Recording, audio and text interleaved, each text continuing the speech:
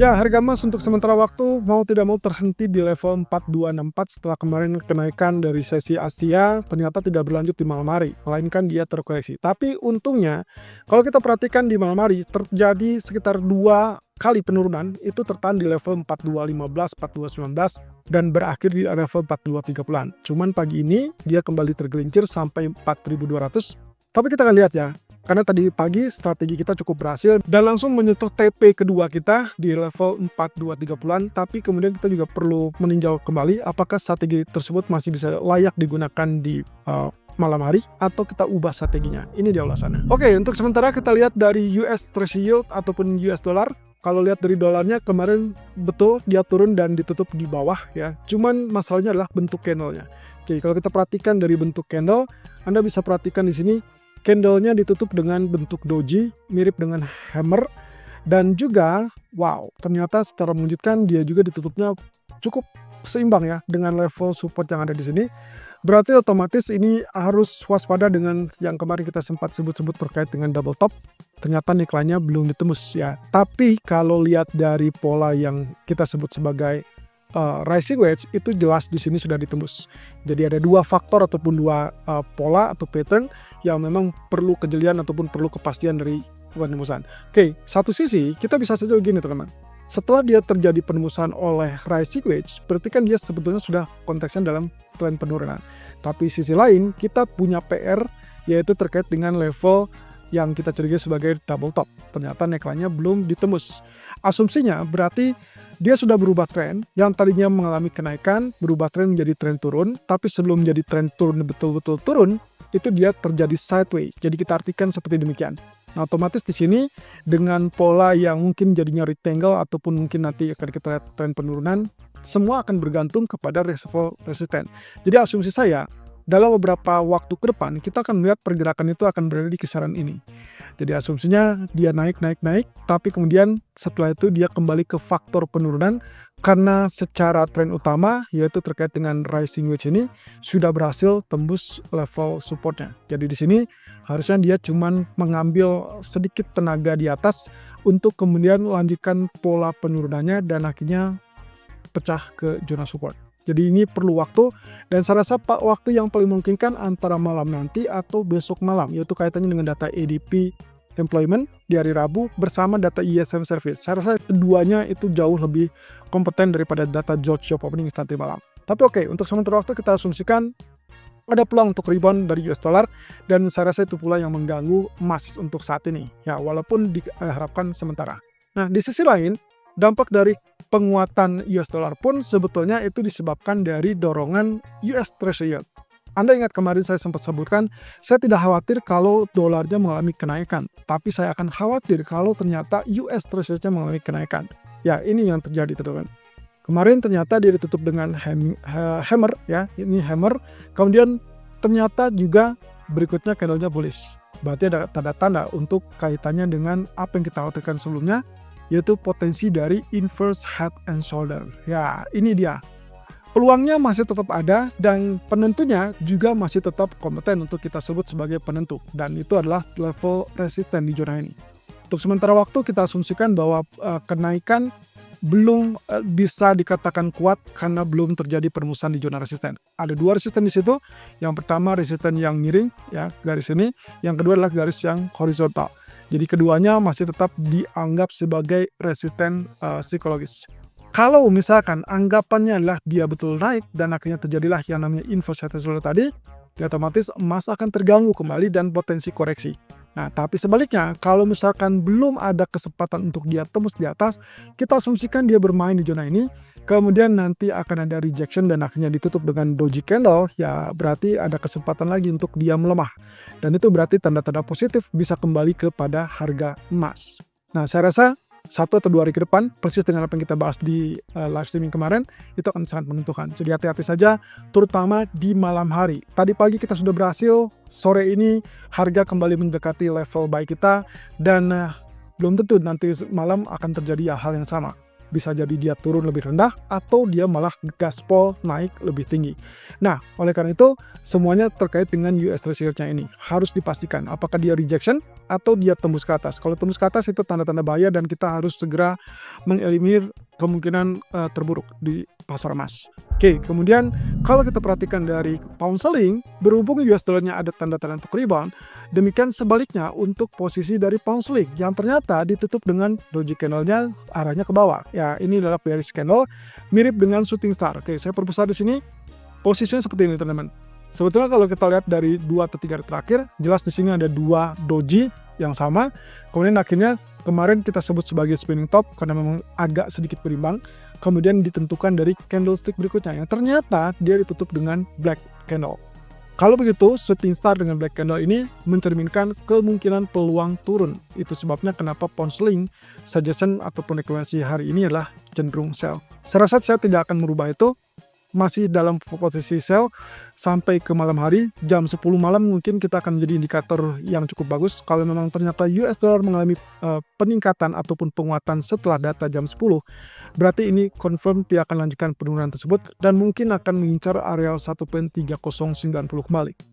Tapi kalau misalkan ternyata dalam kurun waktu 2 atau 3 jam ke depan kita melihat ada tanda-tanda bahwa US dollar juga kembali melemah atau bahkan di jam 10 malam dia kembali melemah, mungkin penurunan pound sterling itu hanya terbatas di 1.3140.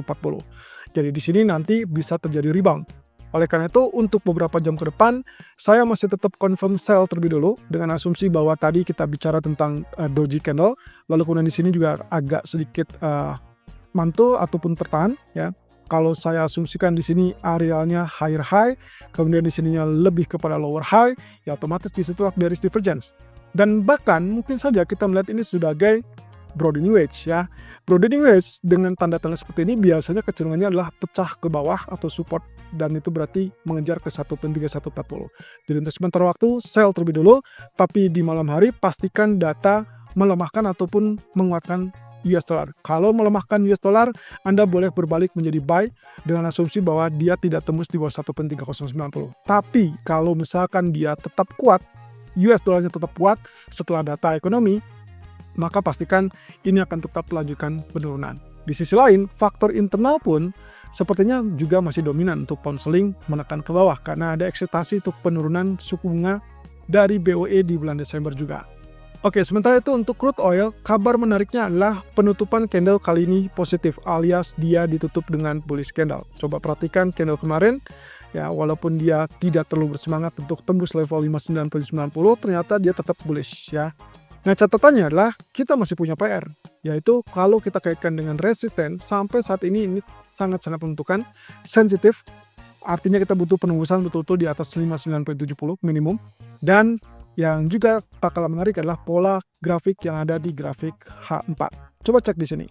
Awalnya kita memperkirakan inilah sebagai bullish flag, tapi ternyata fail karena dia terpentok di situ dan akhirnya turun kembali. Lalu kemudian ternyata disadari atau tidak, kalaupun kita perhatikan dari pola pergerakannya, yang satu di bagian resisten cenderung melebar ke atas, yang satu di bagian support dia melebar ke bawah. Yes, ini adalah pola yang mirip ataupun identik dengan yang kita sebut sebagai broadening wedge. Jadi satu sisi broadening wedge seperti ini, kondisinya secara umum seperti ini. Nah artinya kalau kita kaitkan dengan awal kenaikan, di mana awal kenaikan itu adalah di sini, maka sebetulnya broadening wedge ini menunjukkan tanda-tanda indikasi telah terjadi koreksi yang cukup pantas ataupun layak. Kemudian kita tinggal tunggu di sini karena dia sudah secara bertahap juga mengalami kenaikan. Maka asumsinya adalah inilah penurunan terakhir untuk kemudian dia gas ke atas dan akhirnya tembus $60. So kalau itu yang terjadi, maka skenario buy kita dari sejak kemarin itu kembali ataupun akan mendapatkan jawabannya setelah penembusan di atas level 59.80. Nah kalau dia tembus lagi di atas 60, Anda boleh pertahankan lanjut buy, pertahankan lagi kalau misalkan dia lanjut tembus 61 dan juga pertahankan sampai ke level 62. Sebaliknya, kalau misalkan ternyata dia naik tapi kemudian tertahan di zona 61, sebaiknya exit terlebih dulu karena yang diperhatikan adalah terjadinya pembalikan turun. Ini balik lagi tidak terlepas dari kondisi geopolitik yang masih tidak menentu. Bisa terjadi kesepakatan damai antara Rusia dan Ukraina, bisa juga tidak. Bisa jadi ada serangan Venezuela atau Amerika terhadap Venezuela, bisa juga tidak. Tapi indikasinya ketidakpastian itu akan membuat dia mulai kenaikan. Terlepas dari faktor lain, faktor yang utama adalah terkait dengan seasonal trade. Saya rasa dengan Desember, sudah memasuki Desember, harusnya kita akan lihat kenaikan ini bisa ditunjang dengan breakout dari area $60. Oke, terakhir dari sisi emas. Harga emas terjadi penurunan, tapi juga Anda bisa perhatikan penurunan tadi pagi itu tertahan di level yang kita inginkan, yaitu 4199 dan langsung kemudian rebound sampai 4220-an. Ya, terlebih tadi pagi atau tadi siang itu sampai 4226 ya. Level tertingginya adalah 4226. Kemudian kalau kita perhatikan lagi, dia sedang turun, teman-teman. Oke, indikasinya kalau misalkan kita asumsikan apakah saya harus buy lagi di angka yang sama atau sedikit lebih tinggi atau sedikit lebih rendah. Oke, indikasi pertama. Tadi di artikel sudah kita sebut bahwa kemungkinannya kalau misalkan ternyata dia tidak atau belum tembus di atas 4225 dalam waktu 4 jam, terhitung dari jam 12 tadi, maka titik akhirnya adalah kita akan melihat ini sampai jam 3 atau jam 4 sore. Kalau misalkan tetap seperti ini dan tidak melihat ada kemungkinan naik di atas 4225, maka kemungkinan Anda boleh lakukan buy kembali di zona yang sama, minimum di 4199 ataupun 4200, atau jauh lebih baik lagi kalau misalkan kita asumsikan bahwa zona berikutnya itu akan tembus dari trendline support merah ini, kemudian dia akan mengincar zona yang kita anggap sebagai support kuat kedua, dan itulah zona 4168-4182. Artinya Anda sebaiknya lakukan buy atau incar buy-nya di area 4170-an atau 4180-an, itu jauh relatif lebih aman. Atau kalau tadi yang saya sebutkan bahwa Anda masih bisa lakukan di 4199 4200, ini juga masih memungkinkan. Ya, jadi opsi pertama di sini, opsi yang kedua di area ini.